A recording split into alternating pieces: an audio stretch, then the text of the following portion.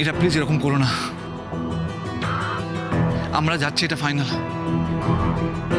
আর তুমি তো আমার সঙ্গে যেতে চাও। বাস এরপরে আর কোনো কথা নেই, চলো। আমি আপনাকে বলছি আমি আমার মেয়ের কাছে যেতে চাই, আমার পরিবারের কাছে যেতে চাই। আপনি বোধহয় আমার কথাটা ঠিক করে শোনেননি।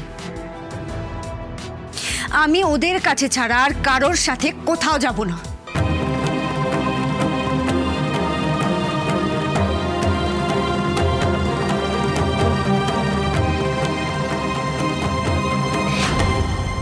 জ্বর তো বাড়ছে, মাথার চোটটা মনে হয় ভালোই লেগেছে। মা, মা তুমি কোথায়? বাবু, মা চলে আসবে, তুমি চিন্তা করো না। কোথায় তুমি? মা, মা, বাবু, মা চলে আসবে। মা কোথায়? মা তুমি কোথায়? মা, না, এই অবস্থায় আর অপেক্ষা করা যাবে না। সম্রাট, হ্যাঁ, আরুষি এখন কেমন আছে রে? দেখো না, মা বারবার করে মা মা করে চলেছে। এই মুহূর্তে অনুশ্রীর ওর পাশে থাকাটা খুব দরকার, কিন্তু অনুশ্রী যে কোথায় গেল কোনোভাবে যোগাযোগ করতে পারছি না, কি যে করি। এই দেখ না, একটু আগে তোর ফোনে একটা ফোন এসেছিল। ও মনে হয় অনুশ্রী ফোন করতে পারে, একবার দেখ দেখ। দেখি, অনুশ্রী। নীল, এবার আমাকে বেরোতে হবে, অনেকটা রাত হয়ে গেছে। তুমি ভাবলেই করে তোমাকে আমি একা একা যেতে দেবো? মানে তুমি আমার সাথে যাবে নাকি? অবশ্যই, আমি তোমাকে ছেড়ে দিতে যাবো। তোমার কি মনে হয় আমি বাচ্চা মেয়ে? আমার এখানে আসার উদ্দেশ্য ছিল সবার সাথে দেখা করা, সেটা হয়ে গেছে। এবার আমি নিজেই চলে যেতে পারবো। না, আমি তোমাকে একা যেতে দেবো না। আমি তো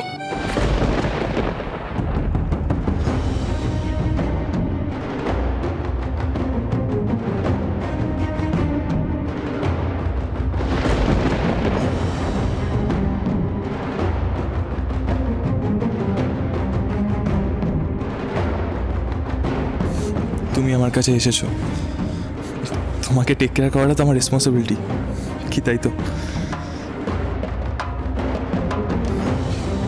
তুমি চাইলেও আমি তোমাকে একা ছেড়ে দিতে পারবো না। আচ্ছা, এবার ছাড়ো। আমি তোমাকে খুব মিস করব। আরে তুমি কোথায় যাচ্ছ? তুমি চলে যাচ্ছ তাই সবাইকে বলতে যাচ্ছিলাম। আমি সবাইকে বলে দিয়েছি, শুধু তুমিই বাকি ছিলে। ভালো থেকো, কেমন? আবার দেখা হবে। তুমিও ভালো থেকো। বৌদি বলছি, বাড়িতে সবাইকে বলে দিও যে আমার ফিরতে একটু লেট হবে। শার্লিনকে যখন এতটা দূর ছাড়তেই যাচ্ছি, তাহলে একটু লং ড্রাইভটা হয়ে যাবে, কি চলেন? কোনো আপত্তি নেই তো?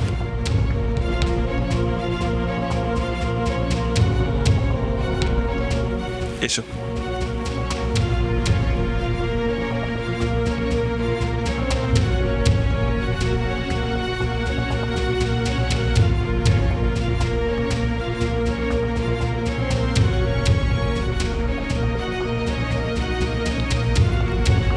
মাম্মা এই দেখো আমি রেডি। মাম্মা দেখো না আমি রেডি। আমরা যাব না লং ড্রাইভে? পাপা আমাদের নিয়ে যাবে না? কোথাও যাবো না আমরা। যাও এখান থেকে, যাও।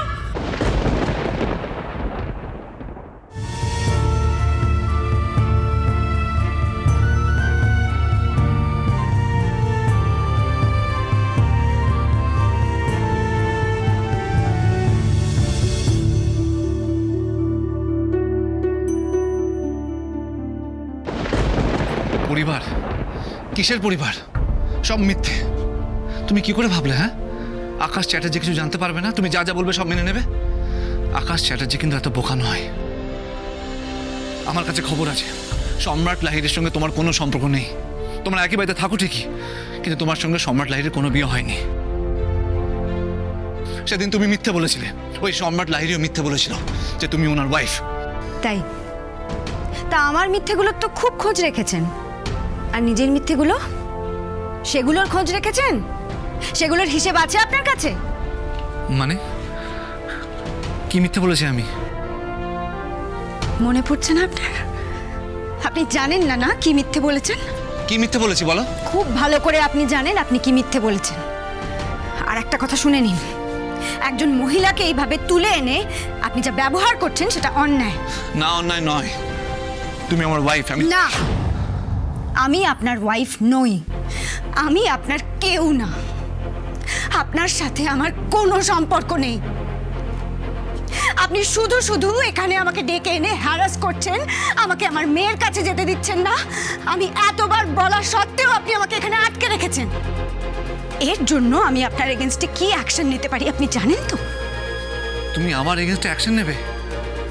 এতক্ষণ আমি চুপ করেছিলাম, ভেবেছিলাম যে সত্যি বোধহয় আপনার স্ত্রীকে আমার মতন দেখতে, আপনি বোধহয় আপনার স্ত্রীকে খুব ভালোবাসতেন। কিন্তু তারপর বুঝলাম সব মিথ্যে। এটা পুরোটাই আসলে আপনার একটা ইগোর লড়াই। আপনি জোর করে প্রমাণ করতে চাইছেন যে আমি আপনার স্ত্রী, কিন্তু আপনি সেটা পারবেন না। কেন জানেন? তার কারণ আপনার স্ত্রী বাড়িতে আপনার জন্য অপেক্ষা করছে, আপনার সাথে ডিনারে যাবে বলে। কি? থাক, আর অবাক হওয়ার অভিনয় করতে হবে না। আমার সাথে এখানে দাঁড়িয়ে সময় নষ্ট না করে যেখানে যাবার দরকার সেখানে যান, আর আমাকেও যেতে দিন। এসব তুমি কি বলছো? ঠিক বলছি। এতক্ষণ মিথ্যে কথা আপনি বলছিলেন। আপনি আসলে অতীতটাকে না জোর করে ধরে রাখতে চাইছেন। আসলে তো জীবনটা অনেকটা এগিয়ে গেছে, পরিস্থিতি পাল্টে গেছে, আর পরিস্থিতি পাল্টে গেলে তো মানুষের জীবনও পাল্টে যায়, তাই না? আমি কিন্তু আগেও বলেছি, আবার আজও বলছি, আমি কিন্তু একই জায়গায় আছি। এরা আজও আমার কাছে আমার অতীতটাই সব। আমার জীবন জুড়ে শুধু তুমিই আছো, শুধু তুমি। আর আমি এটাও জানি যে তুমি শুধু আমাকেই ভালোবাসো, আমাকে। আমি খালি বুঝতে পারছি না তুমি কেন মিথ্যা কথা বলছো। আমি জানি সম্রাট লাহিড়ের সঙ্গে তোমার কোনো সম্পর্ক নেই, তাহলে তোমার পরিবার, তোমার মেয়ের কথা কেন বলছো? বাহ, আপনি তো দেখছি আমার ব্যাপারে সব খোঁজই রেখেছেন। তাহলে নিশ্চয়ই এটাও জানেন যে সামনে আমার বিয়ে। মা, তুমি কোথায়? আমি মায়ের কাছে যাব। এই তো সোনা, এই তো এক্ষুনি মা চলে আসবে। তুমি সুস্থ হয়ে নাও, ভালো হয়ে ওঠো, তারপর চোখ খুললেই দেখবে তোমার সামনে মা দাঁড়িয়ে আছে। মা, তুমি কোথায়? মা, আমি তোমার কাছে যাব। মা, আর শোনা, ভালো আঙ্কেল গেছে তোমার মাকে আনতে। তোমার মাকে নিয়ে ঠিক ভালো আঙ্কেল চলে আসবে, তুমি একদম চিন্তা করো না। মা এসে আমার আরুসোনাকে কত আদর করবে, ভালোবাসবে, তারপরেই তো আমার আরুসোনা ঠিক হয়ে যাবে, তাই না?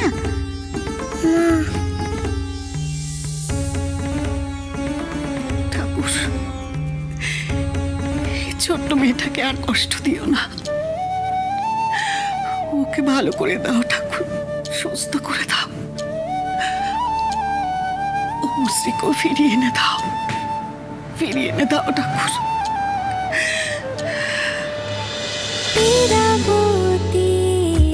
চুপ কথা